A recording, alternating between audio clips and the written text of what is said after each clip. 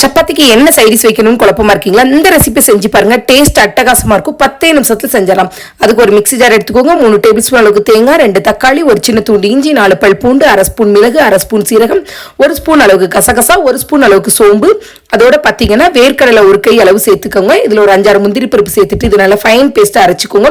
ஒரு குக்கர் எடுத்துட்டு 2 table spoon oil சேர்த்துட்டு ஹோல் கரம் மசாலா ஸ்பைசஸ் சேர்த்து நல்லா பொரிஞ்சதுக்கு அப்புறம் கட் பண்ணி வச்சிருக்க வெங்காயம் சேர்த்து நல்லா வதக்குங்க. இதோட கட் பண்ணி வச்சிருக்க தக்காளியும் சேர்த்து நல்லா வதக்கிட்டு நம்ம அரைச்சு வச்சிருக்க பேஸ்ட் இதோட சேர்த்து நல்லா கலந்து விட்டுக்கோங்க. நல்லா கலந்து ஒரு 2 நிமிஷம் கொதிச்சதுக்கு அப்புறம் இதுல ஒரு கைப்பிடி அளவுக்கு மல்லி இலை சேர்த்துக்கோங்க. புதினா இருந்தா சேர்த்துக்கோங்க. இதுல மஞ்சள் தூள், மிளகாய் தூள், தனியா தூள் சேர்த்திருக்கேன். இதோட பாத்தீங்கன்னா சிக்கன் மசாலா கண்டிப்பா சேர்த்துக்கோங்க. அப்பதான் டேஸ்ட் அட்டகாசமா இருக்கும்.